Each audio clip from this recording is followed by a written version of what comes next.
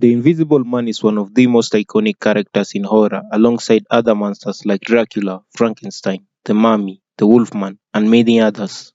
Based on The Invisible Man by H.G. Wells from 1897, his story is one of a scientist who discovers a way to successfully turn himself invisible, only to fail in his attempts to reverse it. Along his journey to still find the cure, he slowly starts to go insane, using his abilities to perform random acts of violence and even murder. It's a classic tale of how power can corrupt someone's mind, posing the question, what would you do if you knew no one could see you?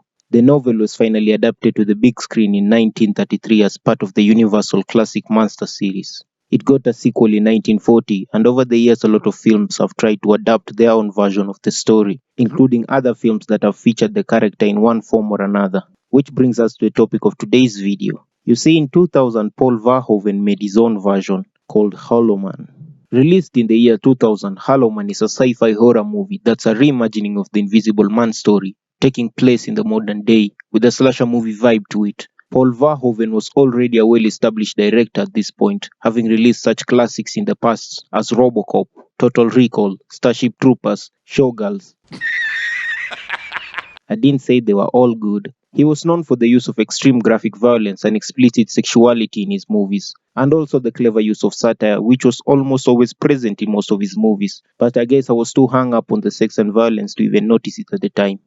He had apparently promised to tone down the nudity and violence in this movie, but as we clearly saw, that was not the case. The movie ended up being unpopular with critics at the time, but performed well commercially. Verhoeven was apparently disappointed at how his film was received, that he quit Hollywood entirely to make films in his home country of Netherlands. Which is such a shame really, cause I really enjoyed a lot of his Hollywood films, even this one. It's not perfect, but I think it was an interesting take on the Invisible Man story, mixed with great special effects, the R-rated violence we've come to expect from Paul Verhoeven. And it answered a really important question. What if, on top of all that, the Invisible Man was also a pervert?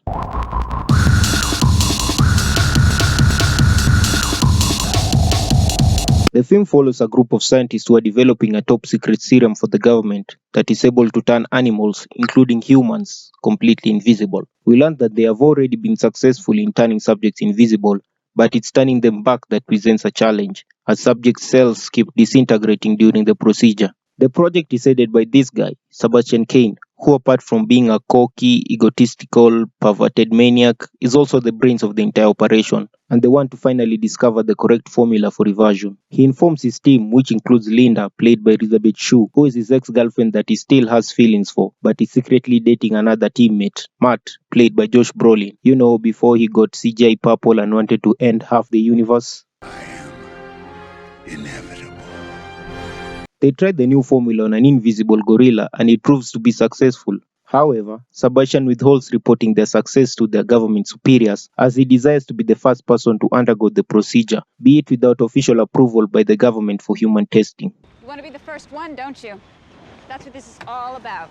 He manages to convince Matt and Linda and together lie to the rest of the team, pushing forward with human trials. Sebastian is able to be turned completely invisible after undergoing the procedure. He immediately begins to pull harmless pranks on his teammates, which slowly devolves in him molesting Sarah, another co-worker, who was tasked with keeping an eye on him at night, concerned that Sebastian's actions may be getting out of hand, especially after hearing the incident from earlier. The team decides to bring him back to visibility, but the procedure proves unsuccessful, almost killing him in the process. They resort to placing Sebastian in quarantine, while they try to come up with another formula, giving him a latex mask to wear in the meantime, which kind of makes him appear hollow, a hollow man if you will. Oh, that's why they call it that.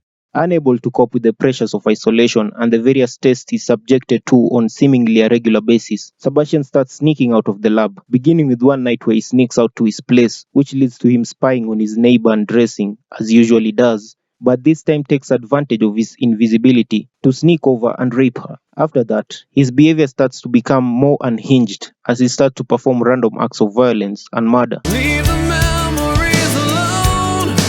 He finally snaps when he finds out Matt and Linda are sleeping together, and on top of that, the entire team is planning to expose him to their government superiors after discovering his various misdeeds, which leads to him deciding to trap the entire team in the facility and kill them one by one, completing his transformation. to a monster. Hey, if you made it to this point of the video and so far you enjoyed the content, consider clicking that like button and telling me what you think about it in the comments below. It helps YouTube suggest this video to other people who like similar content, which enables the channel to grow in the process. And also, if you're new here, please do consider subscribing. Anyway, back to the video.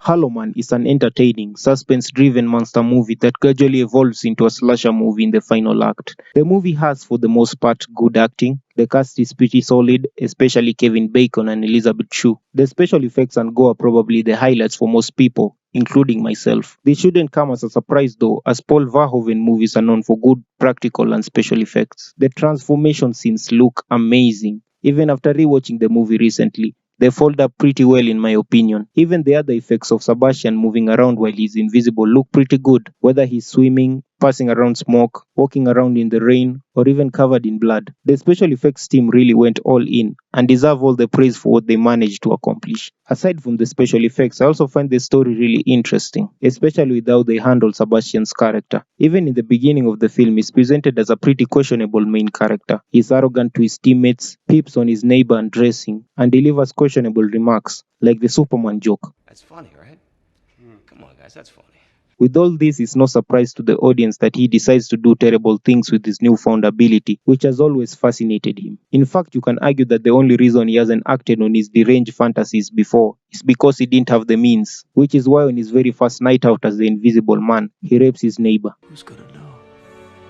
I've always found his story of one unleashing the darkness that has always been there rather than a descent into it, and the audience are invited along the journey with him without the camera adopts his point of view during many of his misdeeds. However, there's no clear indication in the beginning that he is a murderer, leaving it ambiguous whether he was a monster all along or it's the serum messing with his sanity, as we've seen with other test animals being more aggressive after being invisible for a couple of days. Was it the serum that fucked you up, or was it the power?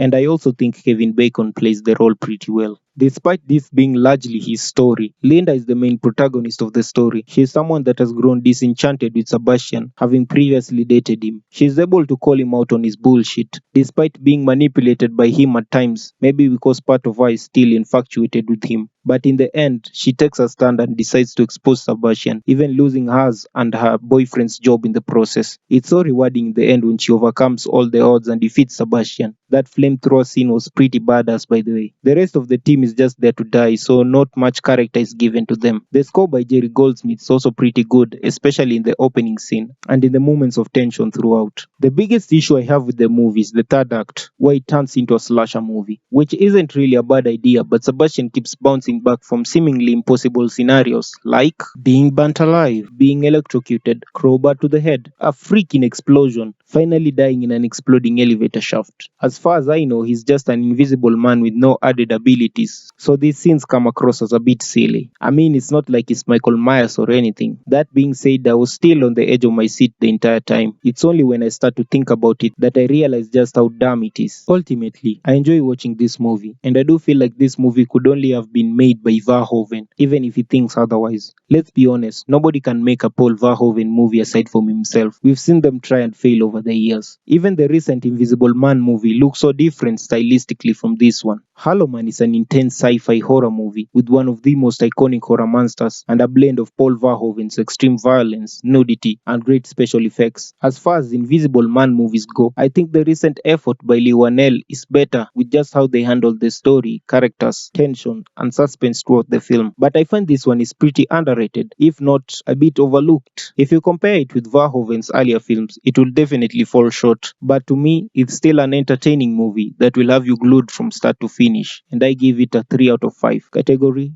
Go to hell. Hey, if you made it to the end of the video, thanks for watching. I'm planning on dropping another video next week, talking about some recently released movies. Not sure on the exact day yet, but click on that bell symbol so that you become the first person to know when I do. Anyway, you can watch more videos here if you want. Until next time. If I die, pretend I said something deep and clever.